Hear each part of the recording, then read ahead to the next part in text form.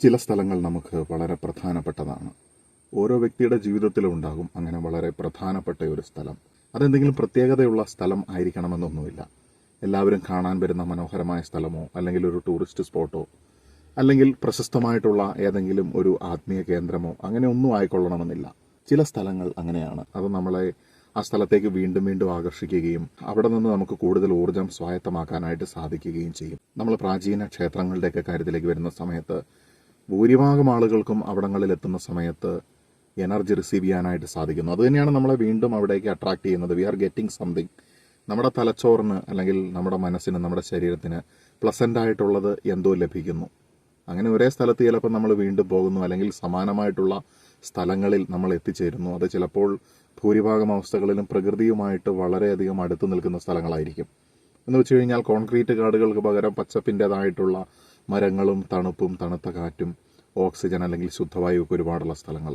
നമുക്കറിയാവുന്ന കാര്യമാണ്, നല്ല രീതിയിൽ ഓക്സിജൻ അവൈലബിൾ ആയിട്ടുള്ള സ്ഥലങ്ങളിൽ നമ്മുടെ ബ്രെയിൻ ആൻഡ് കോഗ്നിഷൻ നല്ല രീതിയിൽ തന്നെ പ്രവർത്തിക്കാനായിട്ട് അത് സഹായിക്കുന്നു എന്നുള്ളത്.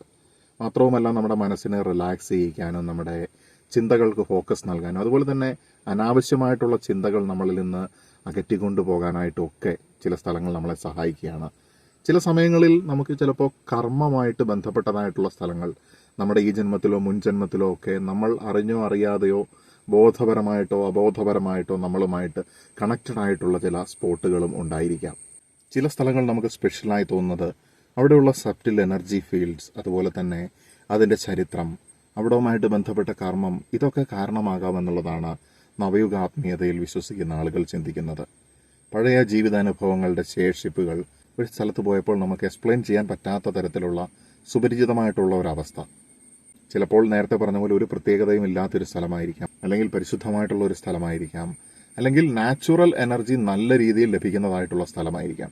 ഇതുതന്നെയാണ് നമ്മുടെ മനസ്സിനെ ശക്തിപ്പെടുത്തുന്നത്, നമ്മുടെ ബുദ്ധിയെ കൂടുതൽ തെളിമയുള്ളതാക്കുന്നത്, നമ്മുടെ സബ് കോൺഷ്യസ് മൈൻഡിലേക്ക് നമുക്ക് ആക്സസ് തരുന്നത്, അല്ലെങ്കിൽ നമ്മുടെ അബോധതലങ്ങളിലുള്ള കാര്യങ്ങളെ നമുക്ക് ബോധതലത്തിലേക്ക് ഉയർത്തിക്കൊണ്ടുവന്നിട്ട്, അതായത് എല്ലാത്തിൻ്റെ ഉത്തരവും നമ്മുടെ ഉള്ളിലുണ്ട്. അപ്പോൾ ആ ഉത്തരങ്ങളെ ബോധതലത്തിലേക്ക് ഉയർത്തിക്കൊണ്ട് വന്നതിന് ശേഷം പ്രായോഗികമായിട്ടുള്ള നമ്മുടെ ജീവിതത്തിലും മറ്റുള്ളവരുടെ ജീവിതത്തിലും ഉപകാരപ്പെടുന്നതായിട്ടുള്ള രീതിയിൽ പ്രാക്ടിക്കലി അതിനെയൊക്കെ എക്സിക്യൂട്ട് ചെയ്യാനായിട്ടുള്ള ആ ഒരു സിദ്ധിയൊക്കെ നമുക്ക് ലഭിക്കുന്നത് ഇത്തരത്തിൽ ഒറ്റപ്പെട്ട സ്ഥലങ്ങളിൽ കഴിയുന്ന സമയത്ത്, അല്ലെങ്കിൽ ആ സ്ഥലങ്ങളിൽ സമയം ചെലവഴിച്ചപ്പോൾ, അല്ലെങ്കിൽ അതിൽ നിന്ന് ലഭിച്ച ഊർജം ഉൾക്കൊണ്ടപ്പോൾ ഒക്കെ ആകാനുള്ള സാധ്യത വളരെ അധികമാണ്. നിങ്ങളുടെ ജീവിതത്തിലേക്ക് മുൻകാലങ്ങളിലും അല്ലെങ്കിൽ ഇപ്പോഴും ഒക്കെ ഒന്ന് ചിന്തിച്ചു നോക്കിയിട്ടുണ്ടെങ്കിൽ അത് കൃത്യമായിട്ട് കാണാനായിട്ട് സാധിക്കും. ഇനി ഭാവിയിൽ നമ്മൾ മനസ്സ് വളരെയധികം കുഴഞ്ഞു മറിഞ്ഞു നിൽക്കുന്ന അവസ്ഥയിൽ, അല്ലെങ്കിൽ നമ്മൾ ദുഃഖിച്ചുകൊണ്ടോ അല്ലെങ്കിൽ നമുക്ക് ഉത്തരം കിട്ടാത്തതായിട്ടുള്ള പ്രതിസന്ധി ഘട്ടങ്ങളിലൊക്കെ നിൽക്കുമ്പോൾ ശാന്തമായിട്ടുള്ള അവസ്ഥകളിലൂടെ ഇത്തരത്തിലുള്ള സ്ഥലങ്ങളിലൂടെ ഒറ്റയ്ക്കോ അല്ലെങ്കിൽ നമ്മുടെ പ്രിയപ്പെട്ട വ്യക്തിയോ ഒത്തുകൊണ്ടോ എത്തിപ്പെടുന്ന സമയത്ത് നമുക്ക് വളരെയധികം ശാന്തത ഫീൽ ചെയ്യുകയാണ്. നമ്മുടെ കുരുക്കുകൾ അഴിയുകയാണ്. നമ്മുടെ പ്രശ്നങ്ങളുടെ സൊല്യൂഷൻ നമ്മുടെ മുന്നിൽ തെളിഞ്ഞു വരികയാണ്. നെഗറ്റീവായിട്ടുള്ള അവസ്ഥകളിൽ നിന്ന് ഒപ്റ്റിമിസം അഥവാ ശുഭാപ്തി വിശ്വാസം വർദ്ധിച്ചിട്ട് നമുക്ക് കൂടുതൽ ശുഭകരമായിട്ട് കാര്യങ്ങളെ നമ്മുടെ മുന്നിലെ വലിയ ഒരു മല പോലെ മതിൽ പോലെ വന്നു നിന്ന പ്രശ്നം പോലും നമുക്ക് സുഗമമായിട്ട് മാറ്റിക്കൊണ്ട് മറികടന്ന് മുന്നോട്ട് പോകാനുള്ള ഒരു ശക്തി നമുക്ക് ലഭിക്കുകയാണ്. അപ്പോൾ അത് ചിലപ്പോൾ ഒരു കുന്നിൻ്റെ മുകളിലായിരിക്കാം, അല്ലെങ്കിൽ ഒരു നദിയായിരിക്കാം, ഒരു വനമായിരിക്കാം, അല്ലെങ്കിൽ ഒരു കാവായിരിക്കാം, അല്ലെങ്കിൽ ഈ സ്ഥലങ്ങളിലൊക്കെ നമുക്ക് പറയാൻ സാധിക്കും നമുക്കൊരു ഡിവൈൻ വൈബ്രേഷൻ ലഭിക്കുന്നതായിട്ടുള്ള സ്ഥലമാണ്. അവിടെയുള്ള പക്ഷികളുടെ ശബ്ദം, അവിടെയുള്ള ചീവീടുകളുടെ ശബ്ദം, അവിടെ നമ്മൾ കേൾക്കുന്നതായിട്ടുള്ള അകലെ കൂടി ഒഴുകുന്നതായിട്ടുള്ള തോടിൻ്റെയോ പുഴയുടെയോ ശബ്ദം, അല്ലെങ്കിൽ കാറ്റിൻ്റെ ശബ്ദം. ഞാൻ ഓർക്കുകയാണ്, ചെറുപ്പകാലത്ത് എൻ്റെ ഗ്രാൻഡ് ഫാദറിൻ്റെ ഒപ്പം തൊട്ടടുത്തുള്ള കാടിനെടുത്ത് പോകുന്ന സമയത്ത് അവിടെ മുളകൾ കൂട്ടി ഉരസുന്ന സമയത്തുണ്ടാകുന്ന ആ പാട്ട് കേൾക്കാനായിട്ട് അദ്ദേഹം എൻ്റെ ശ്രദ്ധ അതിലേക്ക് ക്ഷണിച്ചിട്ടുണ്ട്. അപ്പോൾ അദ്ദേഹം പറയും, ഓടക്കുഴലൊക്കെ മനുഷ്യൻ കണ്ടുപിടിക്കുന്നതിന് മുൻപ് പ്രകൃതി തന്നെ ഇങ്ങനെ സംഗീതം ചൊരിഞ്ഞിരുന്നു എന്നുള്ളത്. അപ്പം ഞങ്ങൾ ഇല്ലിമുളം കാടിൻ്റെ ഈ പാട്ട് കേൾക്കാനായിട്ട് തന്നെ ആ സ്ഥലത്ത് ആ പാറപ്പുറത്ത് പോയിരിക്കുകയും കാറ്റ് വരാനായിട്ട് കാത്തിരിക്കുകയും അങ്ങ് ദൂരെ നിന്ന് വരുന്ന കടലിൻ്റെയും അപ്പുറത്തു നിന്നെന്ന് വേണേൽ പറയാം, അങ്ങ് ദൂരെ നിന്ന് വരുന്ന കാറ്റ് ഈ മുളയെ ഇളക്കുന്ന സമയത്ത് അത് തമ്മിൽ കൂട്ടി ഉരസുമ്പോൾ ഉണ്ടാകുന്നതായിട്ടുള്ള പ്രകൃതിദത്തമായിട്ടുള്ള സംഗീതം എന്ന് പറയുന്നത്. അപ്പോൾ അതിൻ്റെ വൈബ്രേഷൻ നമ്മുടെ മനസ്സിലുണ്ടാക്കുന്ന ആ ഒരു സംശുദ്ധത, അപ്പം നമ്മുടെ ജീവിതത്തിൽ അതൊരു സിഗ്നേച്ചറായിട്ട് മാറുകയാണ് എന്നുള്ളതാണ്. അപ്പോൾ അതിൻ്റെ ആ വൈബ്രേഷൻ, അതിൻ്റെ എനർജിയാണ് യഥാർത്ഥത്തിൽ നമ്മളിൽ നല്ല രീതിയിൽ നമ്മുടെ ബോധമണ്ഡല വികാസത്തിലേക്ക് നമ്മളെ സഹായിക്കുന്നതായിട്ടുള്ള കാര്യങ്ങളിൽ പ്രധാനപ്പെട്ടതായിട്ട് നമുക്ക് പറയാനായിട്ട് സാധിക്കുന്ന ഒരെണ്ണം. ഓരോരുത്തരുടെ ജീവിതത്തിലും ഇത് വ്യത്യസ്തമായിട്ടായിരിക്കും. ചിലർക്കത് കടലിന്റെ ശബ്ദമായിരിക്കും, ചിലർക്ക് പുഴയുടെ ശബ്ദമായിരിക്കും, പക്ഷികളുടെയോ അല്ലെങ്കിൽ മറ്റു ജീവികളുടെയോ ശബ്ദമായിരിക്കാം. അതുപോലെ തന്നെ മനുഷ്യരുടെ കളക്റ്റീവായിട്ടുള്ള കർമ്മം ഒരു സ്ഥലത്തിനെ ബാധിക്കുന്നുവെന്ന് ചിലർ വിശ്വസിക്കുന്നുണ്ട്. അത് പോസിറ്റീവായിട്ട് ചിലപ്പോൾ ബാധിക്കാം, നെഗറ്റീവായിട്ടും ബാധിക്കാം. ഇപ്പോൾ ഈ ഹോണ്ടഡ് പ്ലേസസ്, ബാധ കൂടിയതായിട്ടുള്ള സ്ഥലം എന്നൊക്കെ പറയപ്പെടുന്നതായിട്ടുള്ള അവസ്ഥകളിൽ അത് നെഗറ്റീവായിട്ട് ബാധിക്കുന്നതിൻ്റെ ഒരു ഉദാഹരണമായിട്ട് നമുക്ക് കണക്കിലെടുക്കാവുന്നതാണ്. എന്നാൽ പോസിറ്റീവായിട്ടുള്ള സ്ഥലങ്ങൾ, നല്ല രീതിയിലുള്ള സൽക്കർമ്മങ്ങൾ ഒരുപാട് കഴിഞ്ഞു പോയതായിട്ടുള്ള സ്ഥലങ്ങളാണെങ്കിൽ നല്ല പോസിറ്റീവായിട്ടുള്ള ഒരു എഫക്റ്റുമായിരിക്കും ഉണ്ടാകുക. ഇനി എൻ്റെ വീഡിയോ ശ്രവിച്ചുകൊണ്ടിരിക്കുന്ന, അതായത് ആത്മീയ അന്വേഷണം ഉള്ളിലേക്ക് ആഴത്തിലേക്ക് ഇറങ്ങിച്ചെന്ന് നടത്തിക്കൊണ്ടിരിക്കുന്നതായിട്ടുള്ള വ്യക്തികൾ, സെൽഫ് ഡിസ്കവറി, സെൽഫ് ഇവാലുവേഷൻ ഇതൊക്കെ നടത്തുന്ന വ്യക്തികളെ സംബന്ധിച്ചിടത്തോളം നിങ്ങൾക്ക് റിഫ്ലക്റ്റ് ചെയ്ത് നോക്കിയിട്ടുണ്ടെങ്കിൽ മനസ്സിലാകും. അതായത് സ്പിരിച്വൽ പീപ്പിളിന് ഇത്തരത്തിലുള്ള വൈബ്സ് അല്ലെങ്കിൽ ഇത് കൂടുതൽ സെൻസിറ്റീവായിട്ട് അനുഭവിക്കാനായിട്ട് സാധിക്കുന്നു എന്നുള്ളതാണ്. അതായത് നോർമലായിട്ടുള്ള ആളുകളെക്കാൾ സ്ഥലങ്ങളുടെ എനർജി വളരെ സ്ട്രോങ് ആയിട്ട് ഫീൽ ചെയ്യാനായിട്ട് സാധിക്കുന്നു. അതുകൊണ്ടാണ് ചില സ്ഥലങ്ങളിൽ ഇവർക്ക് വളരെയധികം നെഗറ്റീവ്ലി ഓവർവെൽമഡ് ആയിട്ടും അല്ലെങ്കിൽ നല്ല പോസിറ്റീവായിട്ടും ഒക്കെ ഫീൽ ചെയ്യാനായിട്ട് സാധിക്കുന്നത്. കാരണം അതൊരു ശേഷിയാണ്. ഈ എംപതി എന്ന് പറയുന്നത് പോലെ അല്ലെങ്കിൽ സജസ്റ്റിവിറ്റി എന്നൊക്കെ പറയുന്നത് പോലെ ഈ ആത്മീയമായിട്ടുള്ള ആ ഒരു സെൻസിറ്റിവിറ്റി എന്ന് പറയുന്നത് അതിനൊരുപാട് ഗുണങ്ങളുമുണ്ട്. ആത്മീയതയിലൂടെ നടക്കുന്ന ആളുകളെ സംബന്ധിച്ചിടത്തോളം അവർക്ക് അറിയാവുന്ന കാര്യമാണ് അതുകൊണ്ട് ഉണ്ടാകുന്ന ബുദ്ധിമുട്ടുകളെ കുറിച്ചും. അപ്പോൾ സ്പിരിച്വൽ ഗ്രോത്ത് അല്ലെങ്കിൽ ആത്മീയ വളർച്ച എന്ന് പറയുന്നത് എന്തുകൊണ്ടാണ് നമ്മളെ ഒറ്റപ്പെടൽ അല്ലെങ്കിൽ ലോൺലിനെസ്സിലേക്ക് നയിക്കുന്നത് എന്ന് ചോദിച്ചു കഴിഞ്ഞിട്ടുണ്ടെങ്കിൽ കാരണം അവരുടെ ഫ്രീക്വൻസി ആൻഡ് ഇൻട്രസ്റ്റ് മറ്റുള്ളവരുമായിട്ട് മാച്ച് ചെയ്യുന്നില്ല എന്നുള്ളതാണ്. കാരണം കോമൺ ആയിട്ട് എല്ലാവരും ഒരേ വഴിയിലൂടെ പോയിക്കൊണ്ടിരിക്കുമ്പോൾ അതിൽ നിന്ന് വ്യത്യസ്തമായിട്ടുള്ള ആളുകൾ വളരെ കുറഞ്ഞ ഒരു ന്യൂനപക്ഷം മാത്രമായിരിക്കും. അവർ തന്നെയാണ് മറ്റുള്ളവരെ നയിക്കുന്നത്, ക്രിയേറ്റീവായിട്ടുള്ള വലിയ ബ്രേക്ക് ത്രൂകൾ ഉണ്ടാക്കുന്നത്, അല്ലെങ്കിൽ ലോകത്തിന് അതിശക്തമായിട്ടുള്ള റിമാർക്കബിൾ ആയിട്ടുള്ള കോൺട്രിബ്യൂഷൻസ് നൽകുന്നത്, അല്ലെങ്കിൽ സ്വയം ആത്മീയ വളർച്ചയിലൂടെ ആത്മീയ സാക്ഷാത്കാരം നേടുന്നതും ഈ ജന്മത്തിന്റെ അല്ലെങ്കിൽ കർമ്മം എന്താണെന്നൊക്കെ കൃത്യമായിട്ട് തിരിച്ചറിഞ്ഞുകൊണ്ട് അവർക്ക് കാർമിക് ഡെപ്റ്റുകളിൽ നിന്ന് ഫ്രീ ആകാനും അതുപോലെ തന്നെ ഈ ഒരു ജന്മത്തിനെ ആത്മീയമായിട്ട് ഉയർത്തിക്കൊണ്ടു പോകാനായിട്ടും സാധിക്കുകയും ചെയ്യുന്നത് ഈ ഒരു കാറ്റഗറിയിൽപ്പെട്ട ആളുകളെ സംബന്ധിച്ച് അത് കറക്റ്റായിട്ട് വരികയാണ്. അപ്പോൾ സ്പിരിച്വൽ ഗ്രോത്ത് എന്ന് പറയുമ്പോൾ ഇത് ഈ പറയുന്ന ലോൺലിനെസ്സിലേക്ക് ഇവർ എത്തിപ്പെടുകയാണ്. അവർക്ക് കൂടുതൽ എനർജി നൽകുന്നുണ്ട്.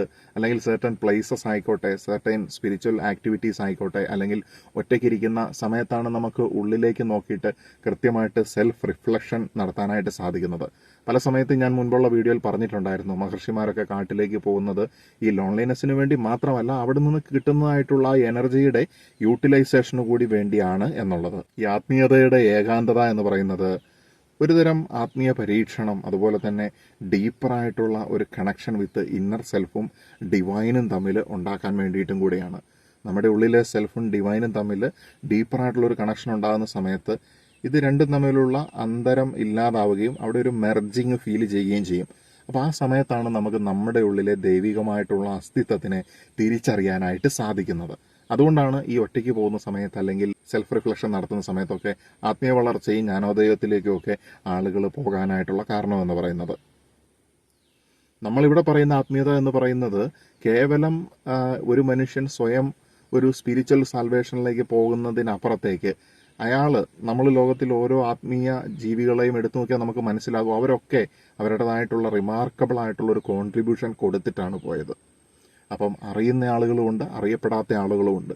അപ്പം നമ്മൾ ഒരു കോൺട്രിബ്യൂഷൻ നമ്മുടെ കർമ്മം കണ്ടെത്തുന്നതിലൂടെ കൊടുക്കുക, അല്ലെങ്കിൽ ആ കോൺട്രിബ്യൂഷൻ കൊടുക്കുമ്പോഴാണ് നമ്മുടെ കർമ്മ പൂർത്തീകരണം ഉണ്ടാകുന്നത് എന്നുള്ളതാണ് എൻ്റെ വീഡിയോയിലൂടെ അല്ലെങ്കിൽ ഞാൻ നിങ്ങളുടെ മുന്നിലേക്ക് പറയാനായിട്ട് ശ്രമിക്കുന്ന ഒരു പ്രധാനപ്പെട്ട കാര്യം.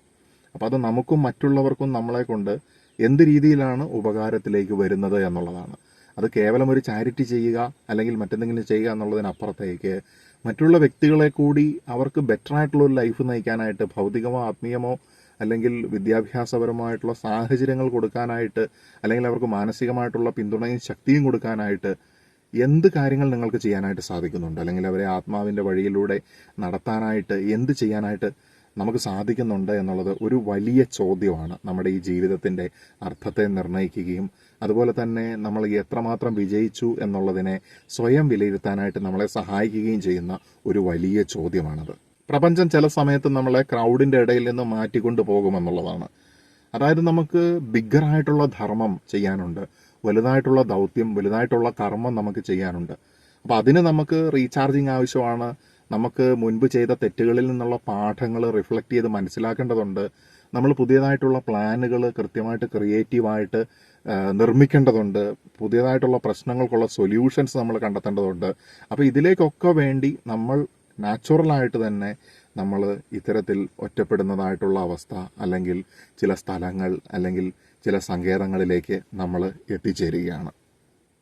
അത് ഓരോ വ്യക്തിക്കും വ്യത്യസ്തമായിരിക്കും. ചിലർക്ക് പ്രകൃതിദത്തമായിട്ടുള്ള സ്ഥലമായിരിക്കും, ചിലർക്ക് ക്ഷേത്രങ്ങളോ ആരാധനാലയങ്ങളോ ആയിരിക്കും, ചിലർക്ക് മറ്റെന്തെങ്കിലും രീതിയിലുള്ള സ്ഥലങ്ങളായിരിക്കും. അത് ഇൻഡിവിജ്വൽ ഡിഫറൻസിനനുസരിച്ച് വ്യത്യാസപ്പെട്ട് കിടക്കുന്നു എന്നുള്ളതാണ്. പ്രധാനമായിട്ടും ഈ സ്ഥലങ്ങളിലൊക്കെ ഉള്ളൊരു കോമൺ ഫാക്ടർ എന്ന് പറയുന്നത് they are places of silence ആണ്, നിശബ്ദതയുടെ സ്ഥലങ്ങളാണ്. അവിടെ ഈ ലോൺലിനെസ് എന്ന് പറയുന്നതിനേക്കാളും എനിക്ക് തോന്നുന്നു ഒരു തരത്തിലുള്ള ഒരു ഐസൊലേഷനാണ്. നമ്മളെ ആരും ഒറ്റപ്പെടുത്തുകയല്ല, നമ്മൾ സ്വയം തിരഞ്ഞെടുക്കുന്നതായിട്ടുള്ള മനോഹരമായിട്ടുള്ള നിശബ്ദമായിട്ടുള്ള ഏകാന്തത എന്ന് വേണമെങ്കിൽ നമുക്കതിനെ പറയാനായിട്ട് സാധിക്കും. വനങ്ങൾ നമുക്കിത് തരുന്നുണ്ട്, റിവേഴ്സ് നമുക്കിത് തരുന്നുണ്ട്, നദികൾ നമുക്കിത് തരുന്നുണ്ട്, പർവ്വതങ്ങളും. അതുപോലെ തന്നെ ഇത്തരത്തിലുള്ള ഹീലിംഗ് അല്ലെങ്കിൽ റീചാർജിങ് നൽകാനായിട്ട് പ്രാപ്തമായിട്ടുള്ള ഒരുപാട് സ്ഥലങ്ങൾ ഡിപ്പെൻസ് ഓൺ ദ പേഴ്സൺ, അയാളുടെ സ്വഭാവം ഇതിനെയൊക്കെ ആശ്രയിച്ച് നമുക്ക് ചുറ്റിനുണ്ട് എന്നുള്ളതാണ്. ഇങ്ങനെയുള്ള സ്ഥലങ്ങളിലേക്ക് പോയെങ്കിൽ മാത്രമേ നമുക്കിത് ലഭിക്കുന്നു എന്നുള്ളതല്ല. ഇവിടെ പ്രധാനമായിട്ടും ആത്മീയമായിട്ട് നടക്കുന്ന ആളുകൾ എന്തുകൊണ്ട് പലപ്പോഴും ഏകാന്തത ഇഷ്ടപ്പെടുന്നു എന്നുള്ളൊരു വലിയ ചോദ്യത്തിൻ്റെ ഉത്തരവും കൂടിയാണ് ഈ വീഡിയോയിലൂടെ കൊടുക്കാനായിട്ട് ഞാൻ ശ്രമിക്കുന്നത്, ഈ സ്ഥലങ്ങളുടെ പ്രാധാന്യം പറയുന്നതിനപ്പുറത്തേക്ക്. അപ്പോൾ ഈ ലോൺലിനെസ് എന്ന് പറയുന്നത് യഥാർത്ഥത്തിൽ എന്താണ്? ഒരു ഡോർവേ ആണ്, ഒരു വാതിലാണ് എന്ന് നമുക്ക് പറയാനായിട്ട് സാധിക്കും, ഒരു കവാടമാണ് എന്ന് നമുക്ക് പറയാനായിട്ട് സാധിക്കും. എന്തിലേക്കുള്ള കവാടമാണ് എന്ന് ചോദിച്ചു കഴിഞ്ഞിട്ടുണ്ടെങ്കിൽ നമ്മൾ ട്രാൻസ്ഫോം ചെയ്യുന്ന സമയത്ത് ഡിവൈൻ കണക്ഷനിലേക്കുള്ള ഒരു കവാടമാണത്. നമ്മൾ കൂടുതൽ ക്രിയേറ്റീവ് ആകാനുള്ള ക്രിയേറ്റിവിറ്റിയിലേക്കുള്ള ഒരു കവാടമാണത്. നമ്മൾ കൂടുതൽ ഇൻറ്റ്യൂറ്റീവ് ആകാനുള്ള ഇൻറ്റ്യൂറ്റീവ് പവേഴ്സ് നമുക്ക് നൽകുന്നതായിട്ടുള്ള സ്ഥലത്തേക്കുള്ള ഒരു കവാടമാണത്. അപ്പം ദാറ്റ് ഈസ് എ ഡോർവേ എന്നുള്ളത് നമ്മൾ മനസ്സിലാക്കേണ്ടിയിരിക്കുന്നു. അപ്പോൾ ഈ പ്രധാനപ്പെട്ട വാതിലുകൾ അല്ലെങ്കിൽ കവാടങ്ങളൊക്കെ കടന്നു പോകുമ്പോൾ ഒരു ജനക്കൂട്ടം ഒഴുകി വരുമ്പോൾ എല്ലാവർക്കും ഒരുമിച്ച് അതിലൂടെ കടന്നു പോകാൻ സാധിക്കില്ല.